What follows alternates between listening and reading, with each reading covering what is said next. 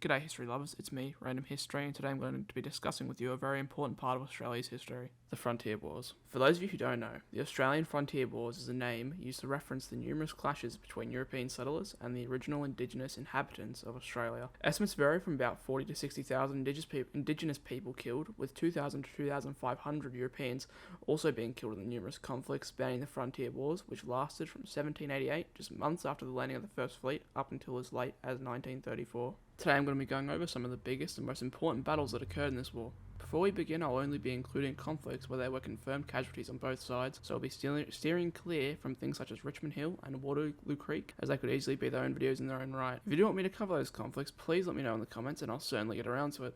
Also, before we get started, I do feel bound to acknowledge that I certainly have some biases in my opinions when it comes to this stuff, as we all do, but I'll do my best to lay out the facts of the conflicts as objectively as possible before maybe inserting a little bit of my own opinion in the end. Finally, I think it is important to inform you that I personally am of European descent, and I'm certainly willing to take any criticism you might have of this video, so if you do have any issues with how I've come to my conclusions, how I've approached studying this topic, or anything like that, please let me know in the comments and I'll do my best to get back to you.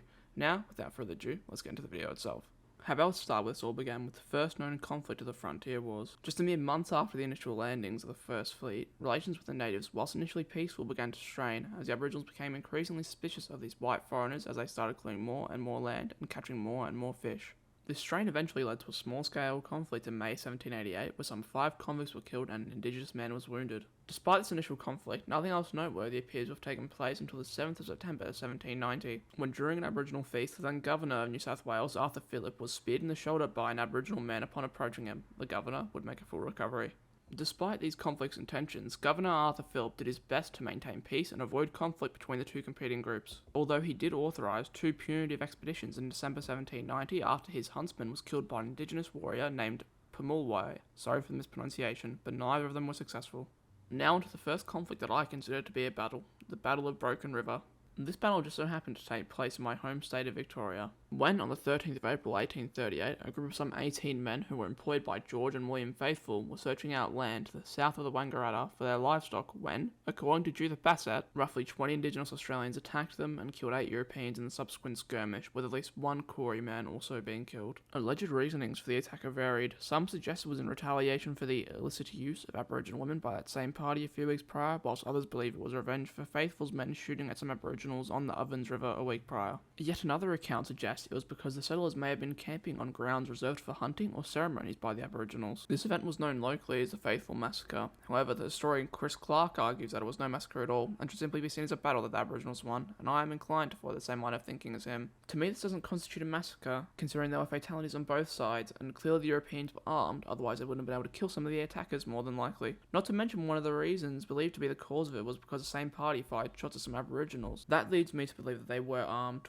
which leads me to the conclusion that it was no massacre and simply a skirmish or battle that the Aboriginals resoundingly won, most likely due to the surprise factor. However, I can see how it could be argued either way. I believe I'm also bound to mention the reprisal killings in retaliation for this event, which resulted in the deaths of as many as 500 Aboriginals. Now to the last conflict I'll be covering in this video. I don't want it to be an hour long, I want to keep it relatively short. To what is considered to be the most successful Aboriginal resistance to European colonisation, which resulted in the deaths of 219 Europeans and as many as 900 Aboriginals, although estimates vary from 600 to 900 dead on the Aboriginal side. I'm, of course, talking about the Black War, otherwise known as the Tasmanian War. As the name suggests, the Black or Tasmanian War was a series of large-scale conflicts between the native Tasmanians and the European settlers, which lasted from the mid-1820s to 1832.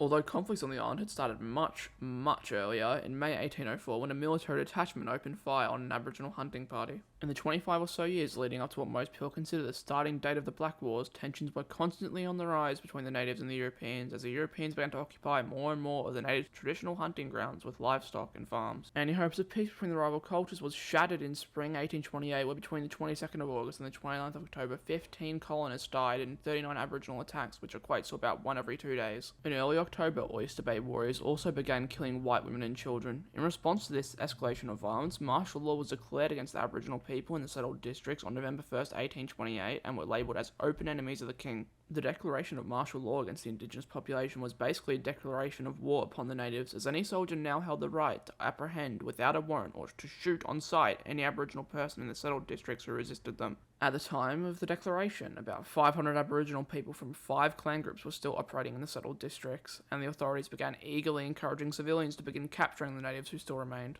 By March 1829, 23 military parties, or a total of about 200 armed soldiers, were patrolling the settled districts with orders to capture or kill any Aboriginals they could find. However, it seems they were far more intent on killing, possibly due to them seeking revenge for the prior attacks upon their people, or out of the sheer fear of losing their livelihoods or even their lives. Whatever their motives for seeking to kill rather than capture, by that same month about 60 Aboriginal people and 15 colonists had been killed since the declaration of martial law on the 1st of November 1828. The violence continued well throughout the year, with some 19 colonists being killed between August and December 1829, bringing the total number of colonial fatalities that year to 33, which was 6 more than in 1828. In March 1830, Governor Arthur appointed Anglican Archdeacon William Broughton as a chairman of a 6-man Aboriginal committee to conduct an inquiry into the origin of the native hostility, and to recommend measures to stop the violence and destruction of property. By the time 16 months had passed since the declaration of martial law, there had been 120 Aboriginal attacks on settlers, resulting in about 50 colonial deaths and more than 60 wounded. Over that same time period, at least 200 Aboriginal people had also been killed. Among the suggestions brought on by this newly formed committee were to set up decoy huts containing flour and sugar laced with strong poison, as well as the great idea that Maori warriors would be brought to Tasmania to capture the remaining Aboriginals and take them back to New Zealand as slaves. No, I'm not making that up. They really considered that.